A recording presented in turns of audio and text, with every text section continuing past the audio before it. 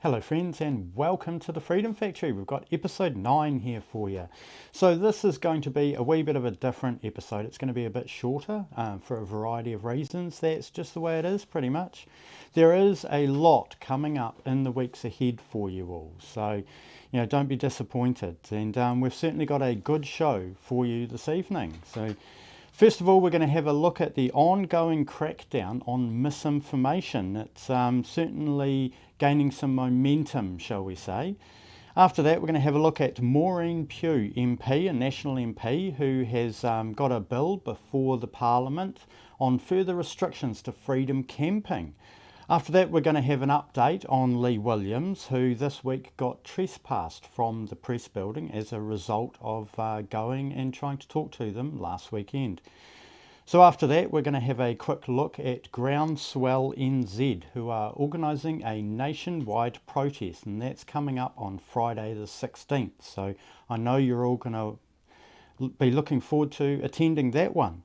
After that, we're going to have a look at a clip from fulloninfo.net, which is Full Duffer's documentary channel, and they've got some great content there. So I really just wanted to give you guys a heads up and make sure you know that that channel exists and give you a chance to go and check their content out. And after that, we are going to have a look at Full Duffer's rally and parade that they are planning for next weekend, next Saturday here in Christchurch. And then we're going to end the show with Carl Bromley's submission on the fluoridation of drinking water that's before the Parliament currently. So I thought Carl did really well, and I'm happy to share that with you as part of the show. So that's all coming up now.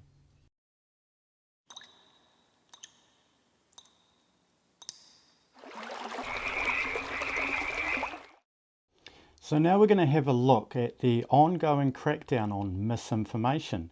And to begin with, I want to have a look at an article from the 20th of June out of Stuff by Kate Browen, a senior journalist. And the article is titled 13 Doctors Under Investigation After Complaints About Spread of COVID-19 Misinformation. The Medical Council is investigating 13 doctors who may have given misinformation about COVID-19, with prominent experts warning those spreading misinformation should be prepared to lose their jobs. The complaints follow an open letter by a group of doctors, health professionals and scientists who oppose the COVID-19 Pfizer vaccine. Among the signatories are 33 medical doctors, 100 nurses and 187 members of allied health professions. Papakura GP and National Maori Pandemic Group Whakakaupapa Urata co-leader Dr. Rawiri Jensen said it was important people complained, and those found to have breached council's standards should be sacked. University of Otago public health expert Michael Baker said doctors had a duty to look at the best advice and guidelines. I mean, if you were a surgeon and you thought, I'm not going to do the best surgical practice, I'm not going to look at the science, I'm just going to do it my way, you would not be a surgeon anymore. But it seems like a basic life-saving intervention like immunisation, we tolerate people who say, I don't believe in immunisation. Misinformation kills. We know that. The article goes on to quote a clinical director of the National Huora Coalition of 55 kaupapa Maori medical practices. Jensen said the number of doctors involved in misinformation was overwhelmingly small, but their influence was great. So really, without free discussion, you can't have informed consent. And this is how authoritarian regimes operate. I found it really telling that they described the number of doctors involved as overwhelmingly small, but their influence was great. Well, I put it to you that they have great influence because other people see them as the bold ones, the ones that are bold enough to stand up to this kind of bullying. So that, yes, they do have disproportionate influence. They are, after all, the adults in the room. So now we're going to move on to a report that has been prepared for the Chief Censor, and it's a real piece of work. It's called The Edge of the Infodemic, Challenging Misinformation in Aotearoa.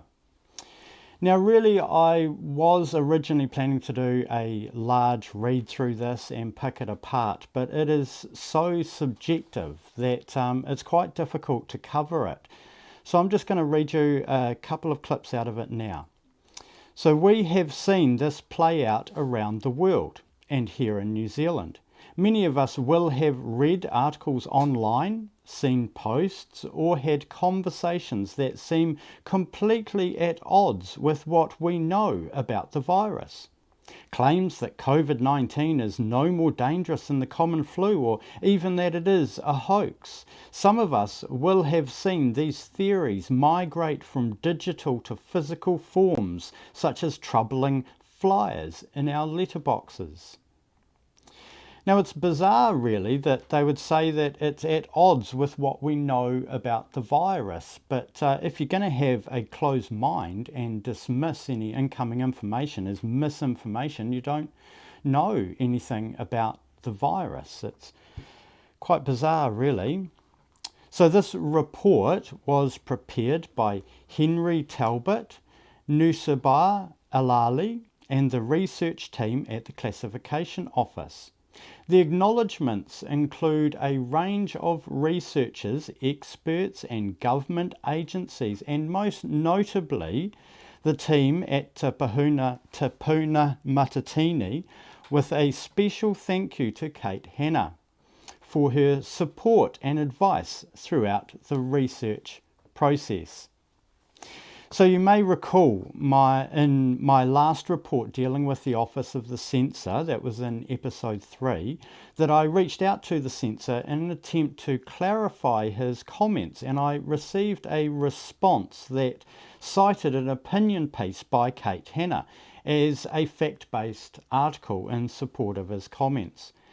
Now, the same inability of the office to deal with objective reality is expressed in this report. If we're just to have a look at the key findings here, exposure to misinformation is common and concern is widespread. 82% are somewhat or very concerned about the spread of misinformation in New Zealand. Now, I just want to contrast this claim to a News Hub poll the other day that asked respondents, do you support the government's hate speech laws? Now, in that poll, we get a resounding 84% that are opposed. This report really is just opinion journalism. I would go so far as to say it's completely disgraced its authors. The Chief Censor has already shown his ability to censor footage from New Zealand's biggest mass shooting as part of the most blatant cover-up in our nation's history. With this report, the censor has destroyed any remaining credibility. Once again, I am disgusted with this regime.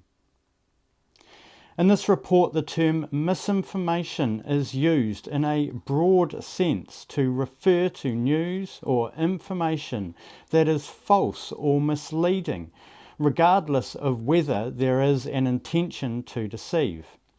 More specific terminology is sometimes used when discussing these topics. Some commonly used definitions include misinformation, false information that people didn't create with the intent to hurt others. Disinformation, false information created with the intention of harming a person, group, or organisation, or even a country. Malinformation, true information used with malintent. In practice, it is not always possible to make clear distinctions between these categories, and more than one definition may apply to an example of false or misleading information depending on context. In the survey questionnaire itself, we did not use terms such as misinformation, disinformation, or malinformation.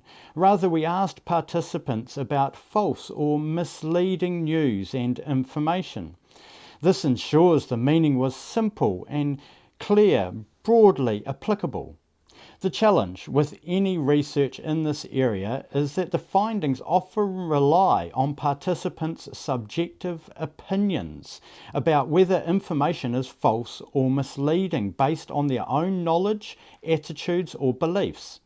People sometimes perceive accurate and factual information to be false or misleading, and vice versa. This must be kept in mind when reading findings about perceived exposure to or views about false or misleading information. And this really says it all about this report. It is only about perceived opinions. This is a work of PR research. This is how PR operates. It is not the kind of thing that you would want to see coming out of government departments to form policy.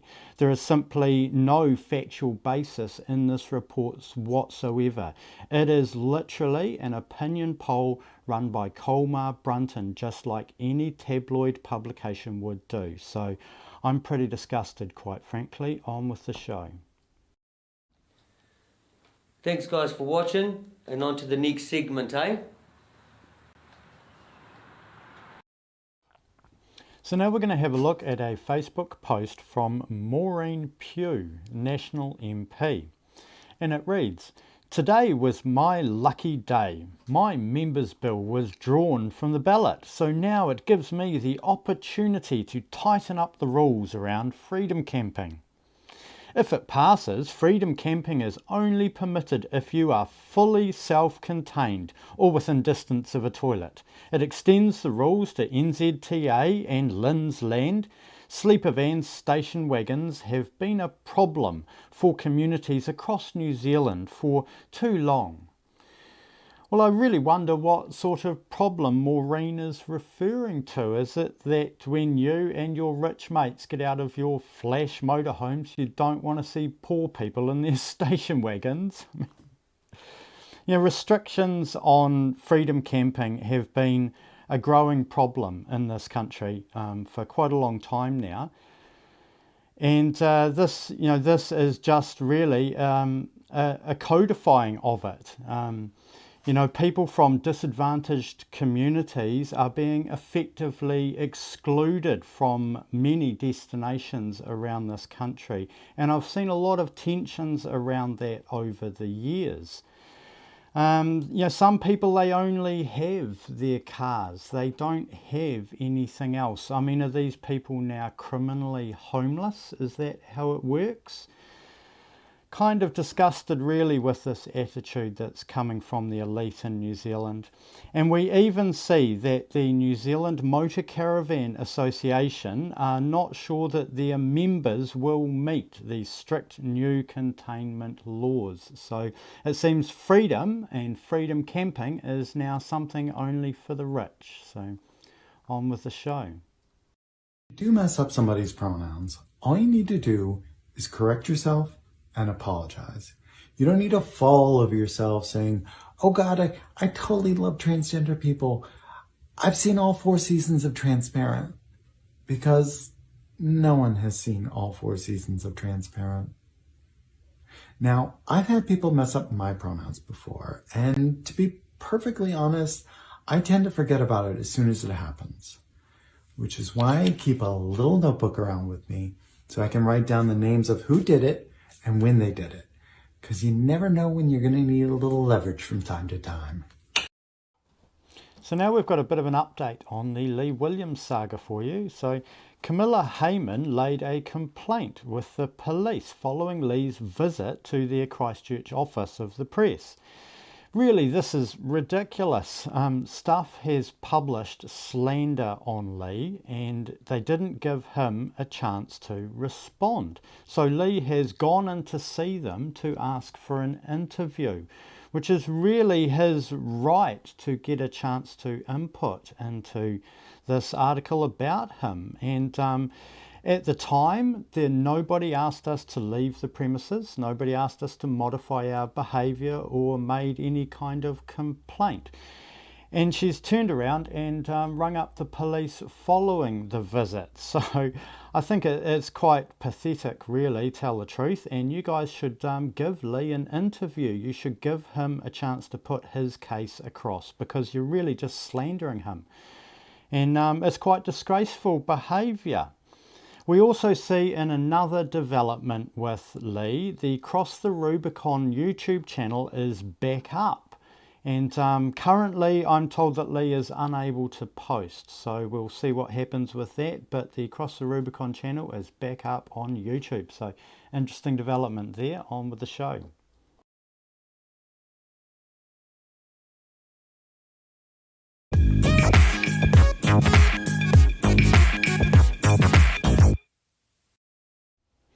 So now we're having a look at an upcoming protest that they're calling a hell of a protest, and this is organised by Groundswell NZ. It's a nationwide protest and this will be happening on Friday the 16th of July. So there is a Facebook post that lists all of the regional contacts if you want to make contact in your region. Here in Christchurch, the protest is going to start at the AMP Showground. So it's tractors and utes is the theme here. So this could be quite a good protest, and I know lots of people are going to come out in support of that, and I know that lots of our watchers here will definitely support that protest. I'm quite looking forward to it. Now, we've got a lot of other rural content planned in the lead up to this protest for next week's show, so keep an eye out for that. Moving on with the show now, we're going to have a look at a mini documentary, or a clip of a mini documentary called Unmasking China's Gestapo. Now this comes from the Fullendafa documentary site, and it is produced by Fullendafa. The full length version's about 8 minutes, and I'll just read you a wee bit out of their little description here. For more than 20 years, a shadowy security force in China has terrorized its citizenry with impunity. Some China experts call it China's Gestapo. Now, it's a really good little production, this. There's actually a couple of parts to it, so we're going to play you about half of the first part here, and I would really encourage you all to go along to their site at fulleninfo.net. They've got some great material there, so check this little documentary out. There have been shadowy, powerful security agencies working for tyrannical regimes throughout history. The most notorious is Nazi Germany's Gestapo. It was created to eliminate all those opposing Nazi doctrine and played a key role in the Holocaust. But did you know that the communist regime in China has a security force just as evil? In fact, some Chinese experts call it China's Gestapo, and it operates completely outside the law. Perhaps you've never heard of it, but that might be changing.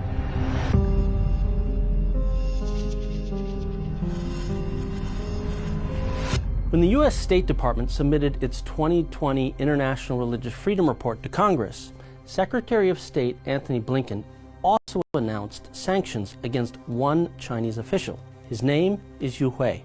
And these sanctions are particularly significant because Yu is a former official with something called the 610 office.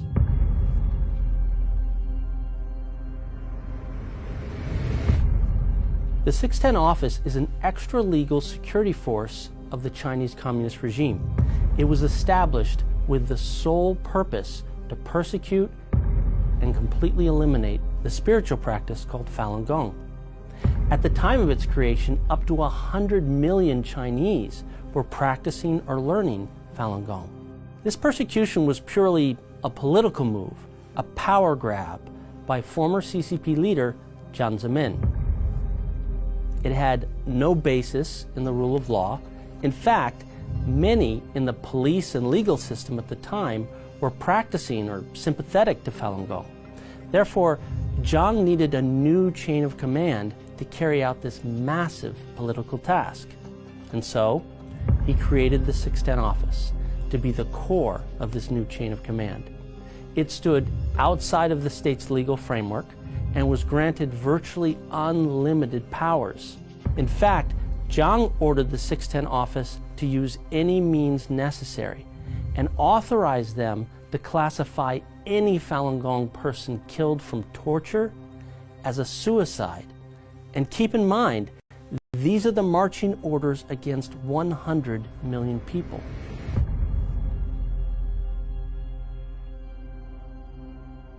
To help lead the 610 office, Jiang tapped the director of the Chinese propaganda department, Liu Yunshan.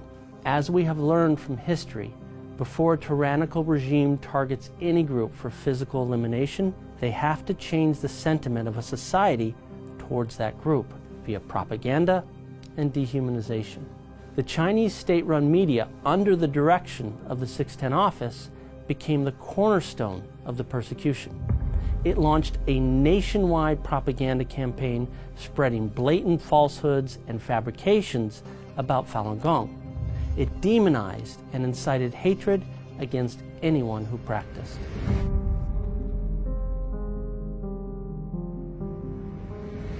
Branches of the 610 office were set up across the entire country and at all levels of government, and the scale of their authority is staggering. The 610 office has been allowed to direct virtually all of China's resources at will. It could use any political branch of the CCP, state-run media, the judiciary, and the police as its thugs and hitmen.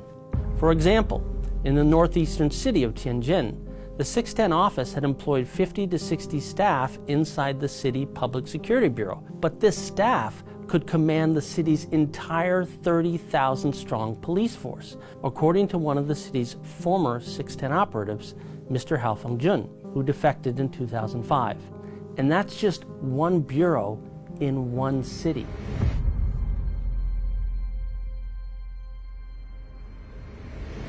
Throughout China, 610 office agents have commonly abducted Falun Gong practitioners from their homes, held them in brainwashing and detention centers where they are tortured, sexually abused, and injected with psychotropic drugs. In fact, these horrific transformation techniques designed to break the body and mind became one of the key methods in the campaign to eliminate Falun Gong. So Falun Dafa are organising a rally and parade here in Christchurch. That's next Saturday, the 10th of July.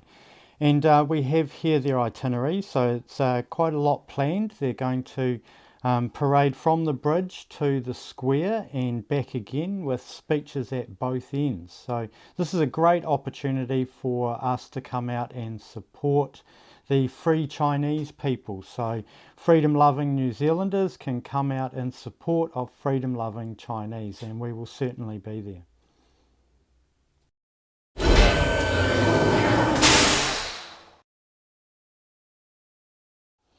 So some of you may remember that a few weeks ago I gave you the heads up on submissions closing for the inquiry into supplementary order paper number 38 on health, fluoridation of drinking water amendment bill. Now Carl Bromley rose to the occasion rather well, and so we have his video submission here for you to watch today. So there you go.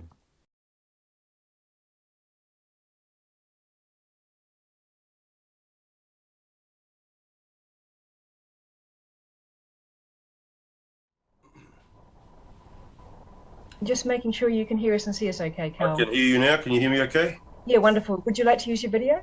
Yes, I'm just getting that up now. Is it up now, is it? Yes, that's right. That's perfect. Might be better for the folks watching if I don't, but anyway. Oh, no, it's fine. It's great to actually see people when they're submitting, so it's wonderful. Hey, look, we've set aside 5 minutes for your submission, so I'll hand over to you to introduce yourself and get underway. And if you'd like to leave any time at the end for questions, otherwise just use your whole 5 minutes. Sure. Thank you. Kia ora, everyone, and thanks for the opportunity to actually present. To be honest, as a way of opening my presentation today, I've been very discouraged with the lack of response from MPs that I've tried to contact through email umpteen times with no response and feel very invalidated. So it's very excellent to have the opportunity to speak direct to some MPs today, and interested to hear from any MPs that will help me to recover a government petition that was squashed by the House Representative Clerk David Wilson recently over malfeasance. But anyway, that leads into my submission, in that my position is coming from more of an ethical and democratic position. So first of all, I think this SOP taking the power to give the authority to fluoridate water in New Zealand to the centralised authority of an individual and centralised government is a breakdown of democracy. Many towns in New Zealand have voted in the past to not have fluoridation, and to centralise this decision under the auspice of one individual person actually smashes democracy on a local level, and for which I'm against. Secondly, the SOP under consideration violates informed consent. Many citizens like me who do not want fluoridated water, and there is a difference between natural fluoridation and the chemical added fluoridation. That are two different things.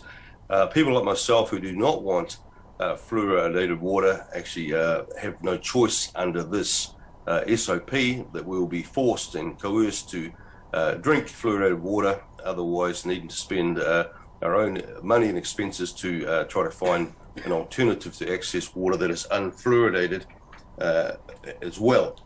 And I think at a time when many New Zealanders are feeling quite disempowered at the moment, and feeling like there are a lot of decisions and policies being made by government that are removing New Zealanders' freedom, this is just another example of that taking place, which I think we don't really need. And again, it raises questions about New Zealanders in general, their sense of power in this, in what's supposed to be a democracy in New Zealand.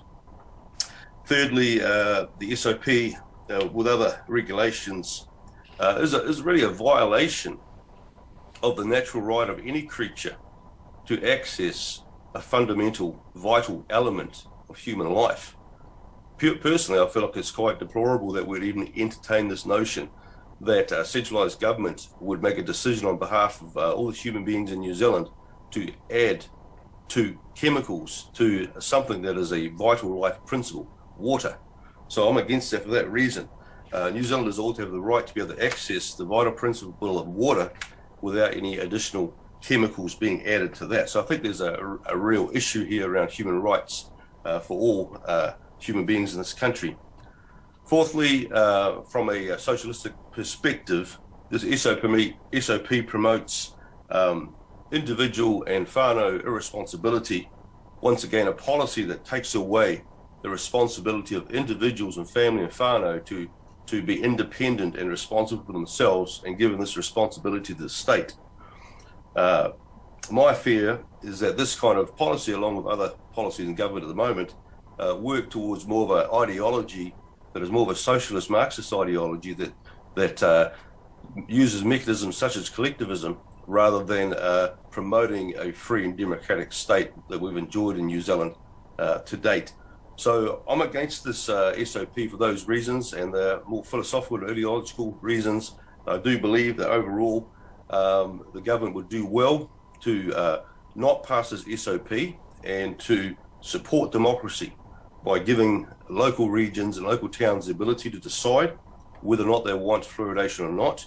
Secondly, I'd really encourage the government to not pass the SOP, to support informed consent so that New Zealanders have the individual rights to decide whether or not they want to have fluoride in their, basically in their life, in their diet, if you want to put it that way, and encourage personal responsibility and perhaps education around fluoride for parents and individuals to consider, rather than mandatorily, arbitrarily making a decision for all New Zealanders, and again, promoting personal responsibility. Thirdly, just to conclude, I'd encourage the government to turn this SOP away, to refuse it, to uphold the natural rights of human beings to access the vital principle of water in its natural condition. And lastly, I'd like the government to reject the SOP so that we can stand for empowering individuals and whānau and family to take responsibility over their own lives rather than creating dependence upon the state. And I fear and hate to think that this might be an underlying ideological pathway that seems present in this current government at the time. And I'd hate to think that, but as a Kiwi, as a New Zealander who stands for free and independent democracy as a country, I'm asking this government to refuse and decline this SOP. Thank you, Carl. We've just got one question from Dr. Gaurav Sharma. Sure. Kia ora, Carl. I just wanted to sort of just push back a little bit on, you were saying that the fact that a central body would be making the regulations or the law sort of means taking away human rights, because that sort of goes for a lot of other regulations that are put in place. I mean, that is the role of the central government, of elected people in parliament who have been, equipped with that role to make those decisions. So I think to say that central government or people in that central position are taking away human rights, it sort of goes against the way the democratic system is set up. Well, thank you for that. I obviously disagree with you on that. The government is there to represent the people. And the larger the government becomes, the more power is given to central government, the less individuals and local communities have an ability to democratically determine their own outcomes with their health and care for themselves and their families. At the moment, we have in New Zealand many towns who have democratically voted not to have fluoride in their water.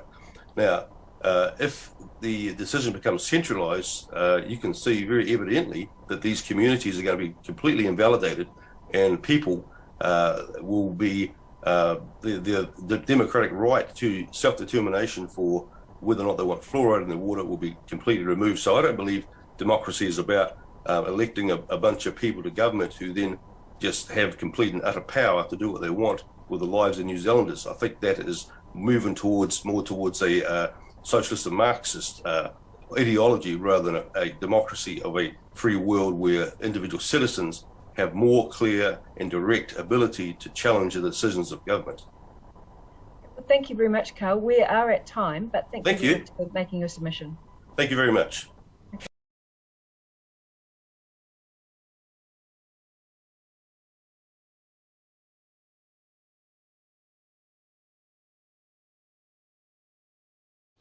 So that was episode 9, and it's a bit of a short episode this week, and look, sometimes it's just going to be like that. We do need to make this show sustainable, and it really is a lot of work. So if you like the show and you want to help us get it established, you can support us through links on the website. Now remember, next weekend in Christchurch Bridge Remembrance, 11 a.m. And we've got a lot of things coming up in the show over the next couple of weeks, so there's lots of stuff to look forward to. Now, if you like it, share it. It really is the key. The algorithm doesn't put this show in front of people that well, so we are quite disadvantaged in that respect, and we really do rely on you guys sharing it. Most importantly, I want you to look after yourselves and the people around you, and have a good week, and we will see you next time on the Freedom Factory.